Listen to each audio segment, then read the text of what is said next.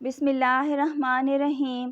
غسل کے دوران مدینہ کی ایک عورت نے مردہ عورت کی ران پر ہاتھ رکھتے ہوئے یہ الفاظ کہے کہ اس عورت کے فلاں مرد کے ساتھ ناجائز تعلقات تھے۔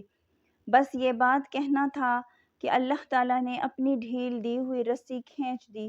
اس عورت کا انتقال مدینہ کی ایک بستی میں ہوا تھا اور غسل کے دوران جو ہی غسل دینے والی عورت نے مدرجہ بالا الفاظ کہے تو اس کا ہاتھ میت کی ران کے ساتھ چپک گیا۔ چپکنے کی قوت اس قدر تھی کہ وہ عورت اپنا ہاتھ کھینچتی تو میت گھسیٹتی تھی مگر ہاتھ نہ چھوٹتا تھا۔ جنازے کا وقت قریب آ رہا تھا، اس کا ہاتھ میت کے ساتھ چپک چکا تھا اور بے حد کوشش کے باوجود جدا نہیں ہو رہا تھا۔ تمام عورتوں نے اس کے ہاتھ کو پکڑ کر کھینچا مروڑا، غرض جو ممکن تھا کیا مگر سب بے سود رہا۔ دن گزرا، رات ہوئی، دوسرا دن گزرا، پھر رات ہوئی، سب ویسا ہی تھا۔ میت سے بدبو آنے لگی اور اس کے پاس ٹھہرنا بیٹھنا مشکل ہو گیا۔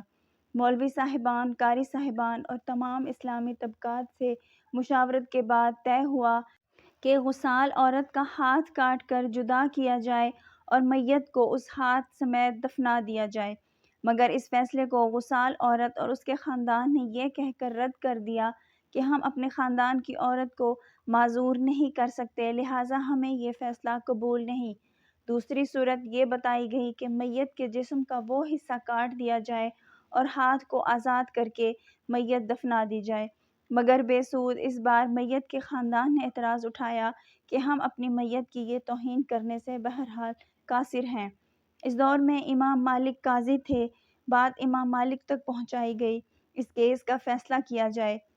امام مالک اس گھر پہنچے اور صورتحال بھانپ کر غسال عورت سے سوال کیا، اے عورت، کیا تم نے غسل کے دوران اس میت کے بارے میں کوئی بات کہی؟